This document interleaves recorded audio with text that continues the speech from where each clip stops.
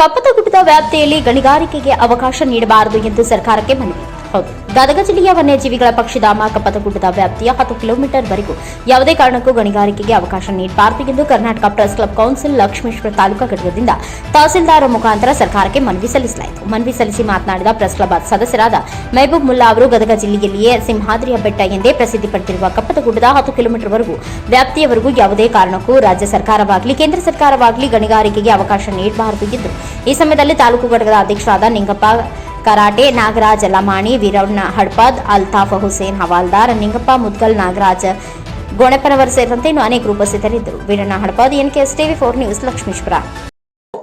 12/2024 ನಾವು Karnataka press club council ವತಿಯಿಂದ ಕಪ್ಪತಗುಡ್ಡವನ್ನು ಗಣಿಗಾರಿಕೆಯಿಂದ ಸಂರಕ್ಷಿಸುವ ಬಗ್ಗೆ ಮನವಿಯನ್ನ ನಮ್ಮ ಮಾನ್ಯ ತಾಲೂಕು ದಂಡಾಧಿಕಾರಿಗಳು ವಾಸುದೇವ್ ಸ್ವಾಮಿ ಅವರಿಗೆ ನೀಡ್ತಾ ಇದ್ದೀವಿ.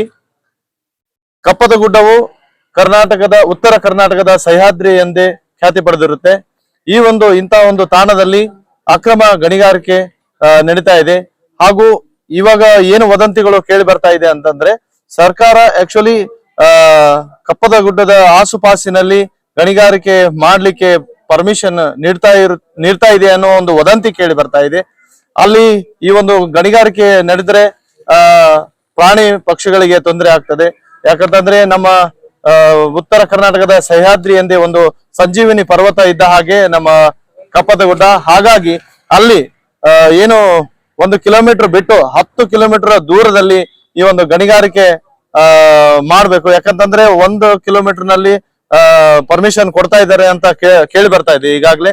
ಅದಕ್ಕಾಗಿ ಅದನ್ನ ದಯವಿಟ್ಟು ಮಾನ್ಯ ಮುಖ್ಯಮಂತ್ರಿಗಳು ಯಾವುದೇ ಕಾರಣಕ್ಕೂ ಅನುವು ಮಾಡಿಕೊಡಬಾರದು ಅಂತ ಹೇಳಿ ನಾವು ಇವತ್ತು ತಹಸೀಲ್ದಾರ್ ಅವರ ಮುಖಾಂತರ ಈ ಮನವಿಯನ್ನ ಕೊಡ್ತಾ ಇದೀವಿ ಸರ್.